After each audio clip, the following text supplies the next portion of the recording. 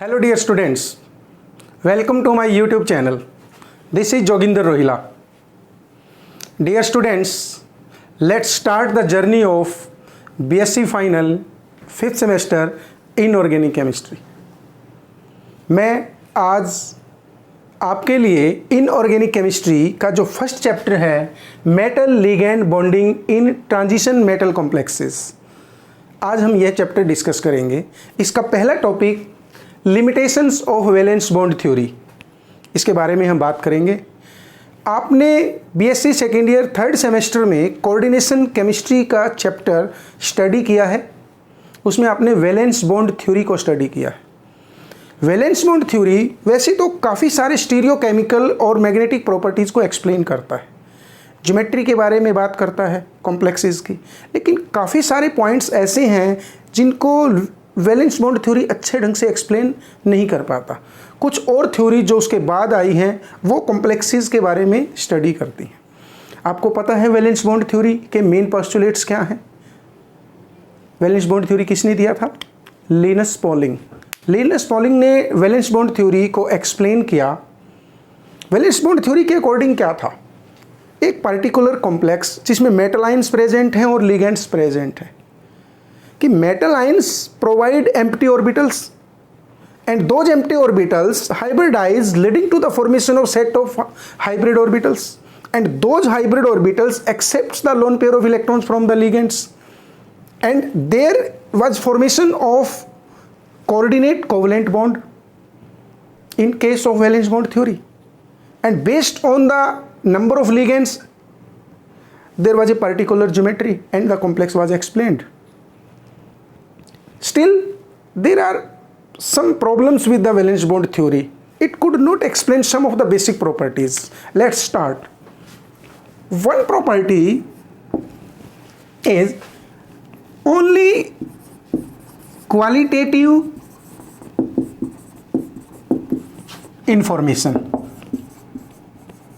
Only qualitative information. Valence bond theory could explain only qualitative information about a complex. It was unable to explain the deep information regarding a complex. And if we discuss about color and spectra of complexes,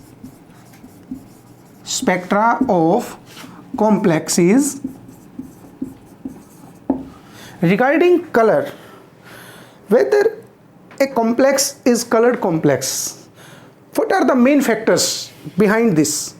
What are the main factors responsible for the color of the complex, and what is the spectra of the complex? How transition takes place, and from which level to which level, lower to higher energy level, how electron gets promoted from lower to higher energy level. Such type of information was not provided by valence bond theory. If we discuss about splitting of d orbitals,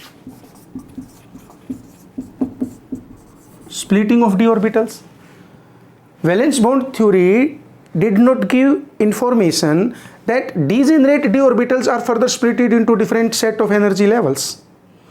This information was not provided by valence bond theory, but the theories which came later than valence bond theory, they explained such behavior that d orbitals were further split into different energy level, but that behavior was not explained by valence bond theory. This is the limitation. And some complexes were labile complexes, some complexes were inert, labile and inert. And inert complexes,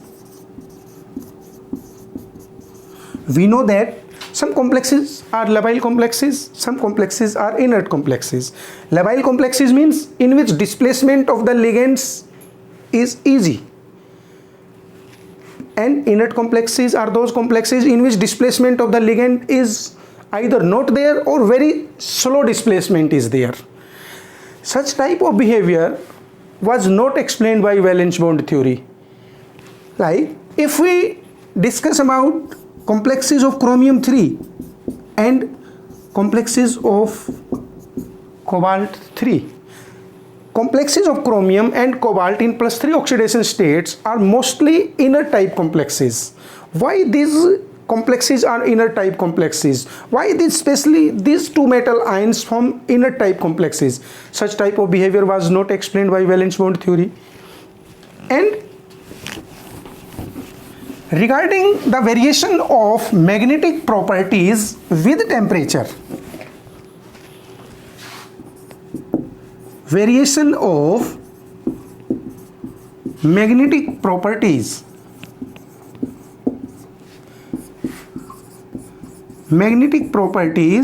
with temperature, although valence bond theory explained some stereochemical and some other magnetic properties about the complexes, but what is the behavior of magnetic moment when there is increase or decrease of temperature? Such type of behavior was not very well explained by valence bond theory. And further, if we discuss some ligands like water and halide ions, if we discuss about halide ions like chloride, fluoride, bromide and iodide, there are some ligands which especially form high spin complexes. When these ligands are present in complexes, they mainly form high spin complexes, whereas ligands like CO, carbonyl and cyanide, such type of ligands form low spin complexes. Complexes formed by them are low spin. Such type of behavior, why these ligands especially form high spin or low spin complexes, such type of behavior was not explained by valence bond theory. And if we discuss about some examples of high spin and low spin complexes, there are some complexes like cobalt in +3 oxidation state. Suppose if I write COF6 3 negative, this is a complex, cobalt in +3 oxidation state, cobalt in +3 oxidation state. And there is another complex CONH36 3 positive, CONH36 3 positive charge. And in this case cobalt is again present in +3 oxidation state. If we discuss about the electronic configuration, what is the atomic number of cobalt? Atomic number of cobalt is 27 and general electronic configuration of cobalt is 3d7 4s2, and cobalt in +3 oxidation state is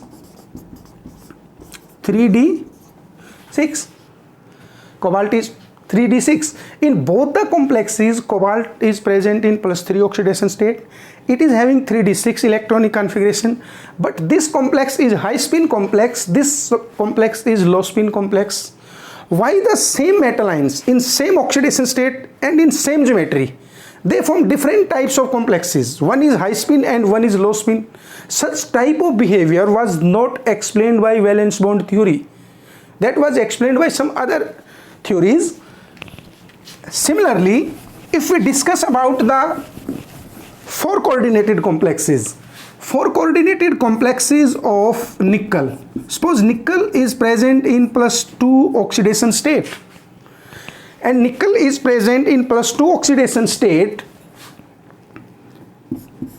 What is the general electronic configuration of nickel? Its atomic number is 28 and its general electronic configuration is argon 3d8 4s2. And nickel, if present in +2 oxidation state, its electronic configuration is 3d8. Now if nickel is present in +2 oxidation state and 4 ligands are there, if 4 ligands are there, those 4 ligands combine with central metal nickel 2 positive ion, whether it should be tetrahedral or square planar. We know that when 4 ligands are present in the surrounding of a metal ions, either the geometry can be square planar, or the geometry can be tetrahedral. So whether the geometry will be tetrahedral or square planar, that behavior can only be explained if we have magnetic moment information. अगर हमें ये पता है कि उस complex के अंदर paramagnetism है, अनपेयर्ड इलेक्ट्रॉन्स है, तो हम उसके अकॉर्डिंग एक्सप्लेन करेंगे. अगर हमें ये पता है कि कॉम्प्लेक्स लो स्पिन है या डायामैग्नेटिक है या अनपेयर्ड इलेक्ट्रॉन्स नहीं है, तो हम उसके अकॉर्डिंग एक्सप्लेन करेंगे. मान लीजिए हम इस कंसेप्ट के बेस पर निकल 2 पॉजिटिव को एक्सप्लेन करते हैं. निकल is present in +2 oxidation state. Suppose this is 3D and nickel 2 positive is 3D8. 3D8 1 2 3 4 5 6 7 and 8. Next to 3D 4s is there, 4p is there, 4p subcell is there. Now if we have information that nickel 2 positive, when 4 ligands are there, it is paramagnetic in nature. If it is paramagnetic in nature, it means there is presence of unpaired electrons, and if unpaired electrons are there, it provides 4 empty orbitals, 1 4s and 3 4p. If nickel 2 positive central metal ion provides 4 empty orbitals, 1 4s and 3 4p, what is the hybridization? The hybridization will be sp3. If hybridization is sp3, geometry will be tetrahedral. In that case, complex will be tetrahedral in nature. Now if we take it another way, if 4 ligands are attached with nickel 2 positive ions and we have information about magnetic moment that the complex is diamagnetic or the complex is low spin, if we think that the complex is diamagnetic, in that case there is no unpaired electron, and if there is no unpaired electron, it means these 2 unpaired electrons gets paired up. Now there is availability of one 3D orbital. One 3D orbital is there, 1 4s and 2 4p. Central metal nickel 2 positive ion will provide 4 empty orbitals now, 1 3D, 1 4s and 2 4p. In that case, hybridization will be dsp2. If hybridization will be dsp2, the molecule will be square planar. So valence bond theory could not exactly explain, merely based on a number of 4 ligands, that the complex should be tetrahedral or complex should be square planar. This can only be explained if we have magnetic moment data. Magnetic moment information के base पर हम ये बता पाएंगे कि वो tetrahedral होना चाहिए या स्क्वायर प्लेनर होना चाहिए. वैलेंस बॉन्ड थ्योरी की जनरल अजम्पशंस के बेस पर हम एग्जैक्टली ये नहीं बता पाएंगे कि वो टेट्राहेड्रल है या स्क्वायर प्लेनर है.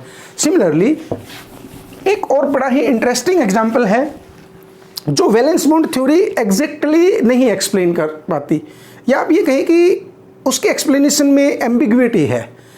जैसे कि एक कॉम्प्लेक्स है CuNH3 4 2 positive, tetraamine copper second ion. According to this complex, what is the atomic number of copper? Atomic number of copper is 29. It is the member of first transition series 29. Its general electronic configuration is 3d10 4s1, and in this complex copper is present in +2 oxidation state and its electronic configuration is 3d9. Electronic configuration of copper 2 positive is 3d9. If we want to explain the hybridization in this complex based on assumptions of valence bond theory, it should be like this. Copper is having 9 electron in 3d, 1 2 3 4 5 6 7 8 and 9.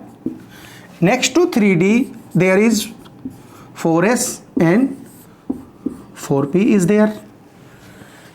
if we want to explain this complex tetraamine copper second ion,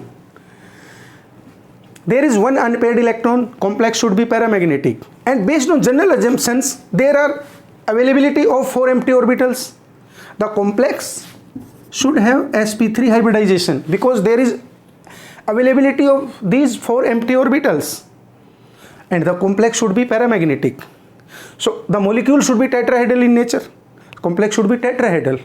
But X-ray studies and some other information, other spectroscopic data shows that the complex is paramagnetic and the complex is not tetrahedral. The complex is square planar, and we know that square planar geometry can be explained with dsp2 or sp2 dehybridization. So in that case, how dsp2 or sp2 can take place, that cannot be explained by valence bond theory कि tetrammine copper second ion paramagnetic हो, unpaired electron हो भी present हो उसमें, और वो tetrahedral की बजाय स्क्वायर प्लेनर हो. ये information valence bond theory exactly नहीं दे पाता. तो डियर स्टूडेंट्स, आप कोऑर्डिनेशन कंपाउंड को एक बार फिर स्टडी कीजिए, वैलेंस बॉन्ड थ्योरी को एक बार पढ़ने की कोशिश कीजिए. काफ़ी सारी इन्फॉर्मेशन के बाद भी वैलेंस बॉन्ड थ्योरी की कुछ एक लिमिटेशंस हैं जो आज हमने डिस्कस की हैं. आप पढ़ते रहिए. आज का हमारा ये पहला टॉपिक था limitations of valence bond theory. मैं नेक्स्ट वीडियो में आपके लिए लेकर आऊँगा क्रिस्टल फील्ड थ्योरी कि basic assumptions crystal field theory की क्या है. बड़ा ही इंटरेस्टिंग और इम्पोर्टेंट टॉपिक है इस चैप्टर में crystal field theory. Dear students, like the video, share and subscribe the video, and keep watching my video. Stay with me on my YouTube channel and keep learning. Stay healthy. Best wishes.